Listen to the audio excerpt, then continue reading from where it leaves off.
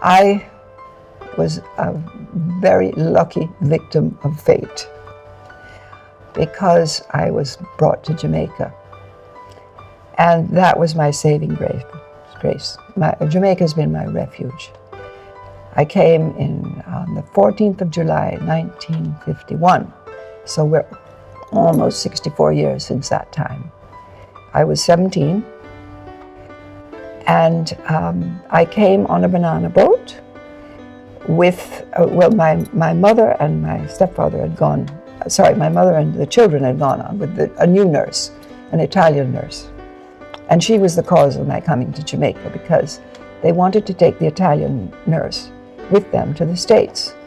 My stepfather was called back because of the Korean War and they needed the reserves back in the States. And the wonderful Italian governess, nurse, couldn't get a visa because of spots on her lungs. So she had to wait 6 months to be re-x-rayed, if she had active disease. And so they decided in their great wisdom they'd come to Jamaica for the 6 months to wait for the governess to get her visa. And so I came on a banana boat separately, but with my stepfather.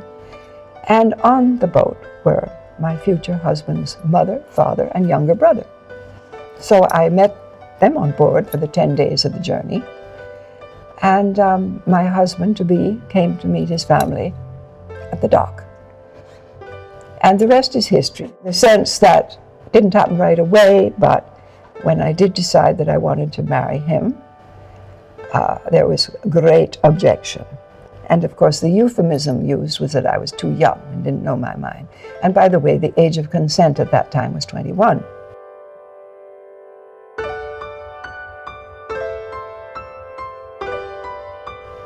So I could not, I was just 18 at that point. I could not marry without my parental consent. And since they would not consent, there was a problem. So I eloped. Not that that helped, because the minute I eloped, we discovered that they had figured out a whole plan. And I had no idea. The lawyers had all been busy. They had even retained Norman Washington Manley, if you can believe that. I think for what, 1 shilling or something, or £1 in those days.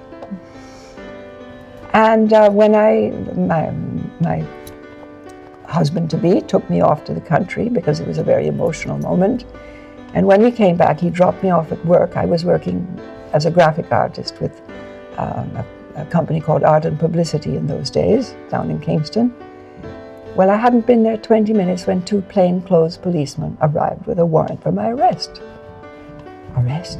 Here am I, 18 years old. What have I done? Working in Jamaica without a work permit. So this was the ploy to get me out, to have me deported, right? So I had to go before the chief immigration officer, who was an Englishman because we were still a colony.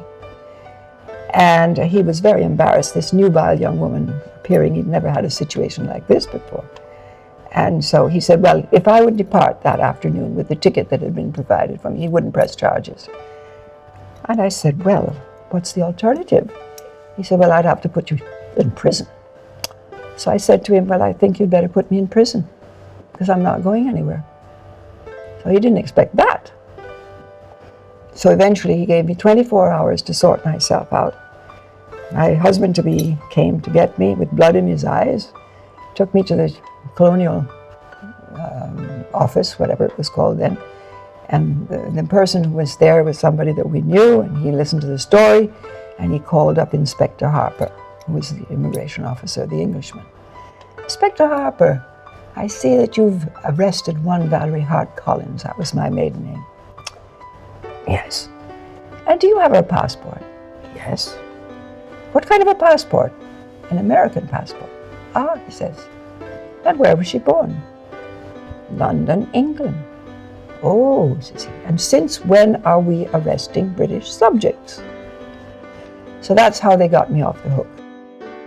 And of course, the chief immigration officer wasn't very happy about that, but there we are.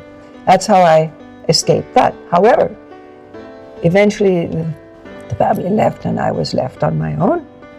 And my husband's family took me in. I don't know why or how they took in this renegade, but anyway, they were terribly kind to me and allowed me to live in their home. And then the various lawyers got together, and since Norman Washington Manley was retained, he could not be called upon. And it ended up being Vivian Blake. And I'm sure they all went into a little enclave or something and decided and looked up various things, whether it was a loophole in the Constitution or something to do with the Supreme Court. I don't know what it was, but they found that if a young woman was underage and left without guardian, parent or guardian, the governor could make a decision. So Vivian Blake wrote the brief, and it was then Sir Hugh Foote, who was our governor, who very kindly signed it, and therefore we could get married. And I think they revoked that clause or whatever it was afterwards, because I've never been able to find that it was used before or since that time. So that's a rather unique part of Jamaica's history. The marriage eventually took place of April 16th, 1951, on a Wednesday, which is very unusual today. But believe it or not, in the old days, people got married on Wednesdays. If you go and look up your folklore, that's another subject. But anyway, we did get married, and we were married 61 years until he died 2 years ago. And it was a marriage made in heaven, but I'm not telling you that marriages made in heaven are the easiest marriages. There is no marriage that is easy. But I think we had a very good marriage. We fought the battle well.